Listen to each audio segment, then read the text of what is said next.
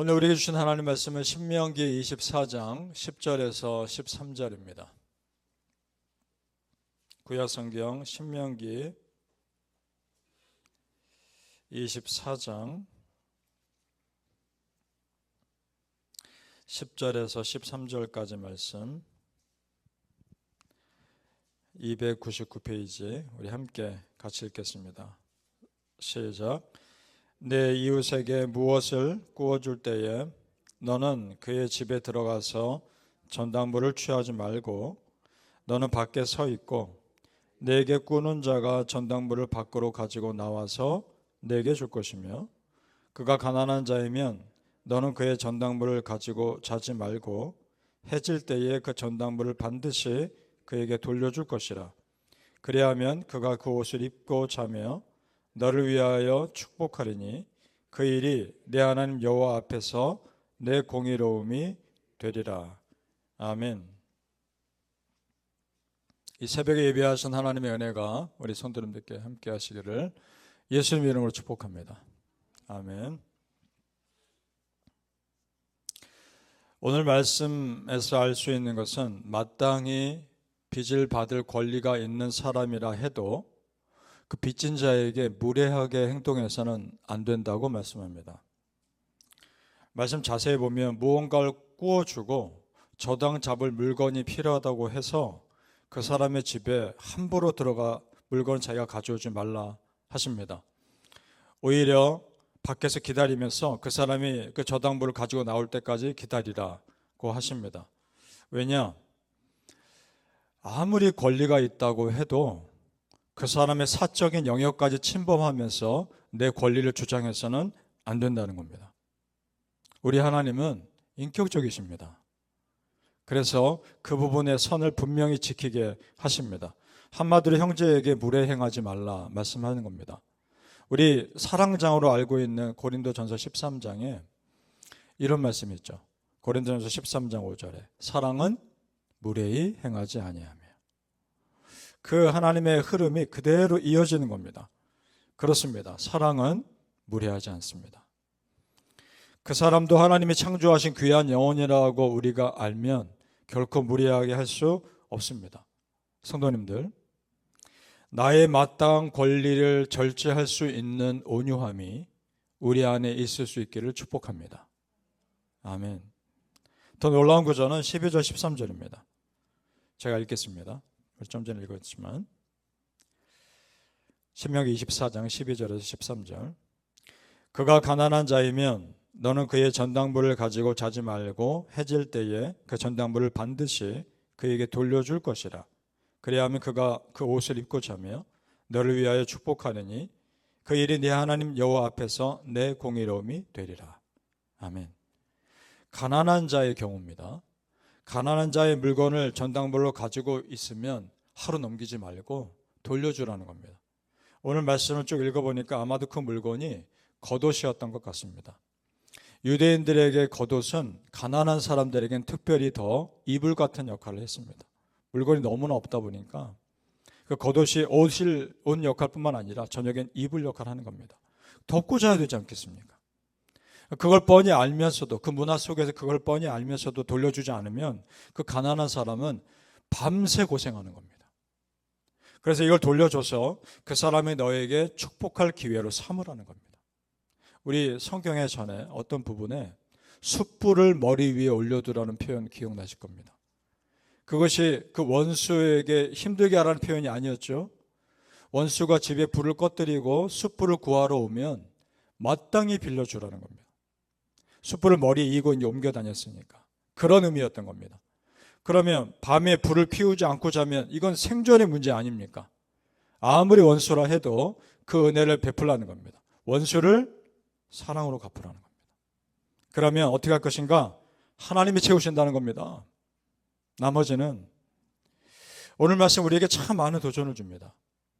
내가 힘을 가지고 있다고 해서 그 힘을 다 사용하지 않는 것이 지혜라는 겁니다. 그 힘이 약자를 위해서 절제되어질 때 아름다울 수 있다고 말씀합니다. 우리 하나님 그러셨습니다. 지금 당장이라도 이 땅 심판하실 수 있지만 그 힘을 사용하지 않으십니다. 오래 참고 기다리십니다. 그래서 하나님이 우리에게 무서운 하나님이 아니라 은혜의 하나님이 되시는 겁니다. 힘 있는 자가 힘을 다 쓰면요, 이 세상은 정말 무서운 세상이 될 겁니다. 그리고 삭막한 세상이 될 겁니다. 구약의 도피성 제도 여러분 다 아실 텐데, 누군가 실수로 어떤 사람을 죽였을 때 자기의 그 사정을 다 소명해낼 때까지, 억울함을 풀어낼 때까지 그 사람을 보호하는 제도였죠. 그 성에 피해서 살 수 있었습니다. 이것은 한 사회가 그 사람에게 힘을 다 사용하지 못하도록 보호하시는 제도였던 겁니다. 그러니까 잘못한 것 이상의 것까지 책임지지 못하도록 막으시는 거였습니다. 그것이 16절에 나옵니다. 신명기 24장 16절 같이 읽어보겠습니다. 시작.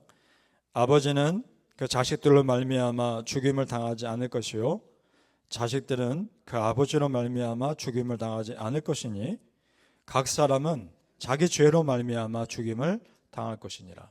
아멘. 자기 잘못은 자기만 책임지는 겁니다. 그 이상의 것까지 책임지려 하면 어떻게 사람이 살겠습니까? 자, 오늘 말씀 보면서 우리 하나님 참 사람 꿰뚫고 보고 계시는구나, 정확히 알고 계시는구나 새삼 느낍니다. 당연하죠. 창조주시니까 우리가 어떻게 반응할지 너무나 잘 아시고 곳곳에 안전장치를 두신 겁니다. 그러니까 이런 생각이 듭니다. 율법이라고 하는 것이 우리의 삶을 올가매는 족쇄가 아니라 오히려 우리 삶을 더 은혜롭게 바꾸기 위한 하나님의 배려하심이구나, 그런 생각을 하게 됩니다. 시편 119편 105절에 주의 말씀은 내 발의 등이요 내 길의 빛이니이다. 그렇습니다. 성도님들, 하나님 말씀이 여러분 삶의 등이요 빛이 되셔야 합니다.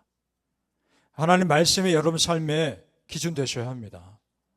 바라기는 성도님들, 우리에게 말씀 주신 하나님 의도를 정확히 우리가 알고 그 말씀이 우리 삶의 기준 되는 삶 사시기를 예수님의 이름으로 축복합니다. 아멘. 자, 하나님은 이스라엘 백성들이 약한 사람들을 배려해 주어야 하는 이유를 분명하게 말씀하십니다. 그것은 너희들이 애굽 땅에서 그랬지 않느냐, 너희들이 애굽 땅에서 종되었을 때 나 여호와가 너에게 은혜 베풀지 않았느냐, 그래서 살지 않았느냐, 그것을 말씀해 주십니다. 18절로 내려가 보시죠. 신명기 24장 18절 같이 읽습니다. 시작. 너는 애굽에서 종 되었던 일과 네 하나님 여호와께서 너를 거기서 속량하신 것을 기억하라. 이러므로 내가 네게 이 일을 행하라 명령하노라. 아멘. 무시받고 애굽에서 어려움 당할 때 그때 내가 너희들을 세우고 일으켰던 걸 기억하라. 그럼 너희들도 그렇게 서로 베풀며 살아야 되지 않겠느냐, 그 말 하시는 겁니다. 그렇게 베풀며 살라 말씀합니다. 그렇습니다. 성도님들, 지금까지 내가 여기까지 산 것 하나님의 은혜임을 우리는 믿죠? 하나님의 도우심이 었기 때문에 내가 지금까지 살아온 거 우리 믿으시죠? 그러면 그렇게 하라는 겁니다. 나도 은혜 받은 자가 은혜 베풀 수 있습니다.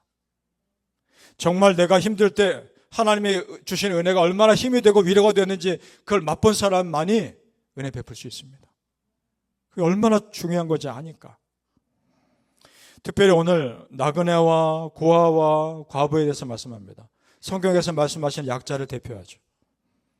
19절 바로 밑에 절, 신명기 24장 19절 같이 있습니다. 시작. 내가 밭에서 곡식을 벨 때에 그 한 뭇을 밭에 잊어버렸거든. 다시 가서 가져오지 말고 나그네와 고아와 과부를 위하여 남겨두라. 그래야 하면 내 하나님 여호와께서 내 손으로 하는 모든 일에 복을 내리시리라. 아멘. 믿습니까? 밭에 곡식을 베고 남았는데 한 무더기 남기고 온 게 생각난 겁니다. 그러면 놔둬라. 누구를 위해서? 나그네와 고아와 과부를 위해서. 그 사람들이 그렇게라도 배를 채울 수 있게 남겨두라. 그러면 너의 모든 일에 내가 복 주겠다. 나는 그 곡식당 하나 남겨뒀는데 하나님은 나의 모든 일에 복 주시겠다는 겁니다. 아버지 하나님 마음으로 다른 사람에게 조금 잘한 것 가지고 하나님은 나에게 축복하시겠다는 겁니다. 믿습니까? 마태복음 25장 40절에 내가 진실로 너에게 이르노니 너희가 여기 내 형제 중에 지극히 작은 자 하나에게 한 것이 곧 나에게 한 것이니라. 이 말씀이 있습니다. 놀라운 말씀 아닙니까? 작은 자에게 베푼 것을 나 여호와께 한 것으로 받아주시겠다는 겁니다. 그러면 그렇게 해보십시오. 하나님께서 어떻게 여러분을 축복하시는지 그렇게 살아보시기 바랍니다. 자, 여기서요, 나그네와 고아와 과부를 위해서 남겨두려면 그만큼 하나님께서 채우실 것을 믿는 믿음이 있어야 가능합니다. 그래서 그 사람 축복하시는 겁니다. 그 믿음이 있기 때문에. 내가 이렇게 베풀면 하나님이 채우시겠지. 그 믿음 하나님 그대로 받으시고 축복하시는 겁니다. 그 믿음이 있기를 정말 축복합니다. 여러분, 내가 움켜쥐고 있으면 더 큰 것을 잡을 수가 없습니다. 뭔가 내 손에 있는 걸 내려놓고 내 손이 비어 있어야 더 큰 걸 잡을 수 있지 않겠습니까? 그럼 어떻게 하는 것이 내 손을 비운다는 것인가?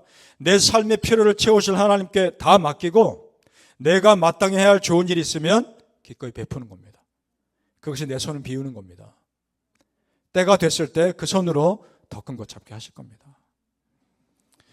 성도님들, 우리 삶에 무엇인가 다른 사람을 위해서 남겨둘 수 있는 그런 축복된 삶 사시기를 예수님의 이름으로 축복합니다. 아멘. 기도하겠습니다. 아버지 하나님, 은혜를 감사합니다. 움켜쥐려고만 하지 않게 하옵소서. 베풀고 흘려보내고 사랑을 전했을 때 더 큰 하나님의 사랑이 우리 안에 흐르게 하옵소서. 우리 가정에 흐르게 하시고 내 영에 흐르게 하시고 내 삶에 흘러 하나님의 축복된 삶이 어떤 것인지를 맛보며 살게 하옵소서. 정말 하나님, 나에게 베푸신 그 은혜가 얼마나 큽니까? 우리가 약할 때 하나님이 얼마나 나를 강하게 붙들어 주셨습니까? 그 은혜를 알면 다른 사람에게도 그렇게 대하게 하여 주옵소서. 여기까지 베푸신 하나님의 은혜가 너무나 큰데 나 또한 다른 사람에게 그렇게 베풀며 살게 하옵소서. 감사하며 예수님 이름으로 기도합나이다.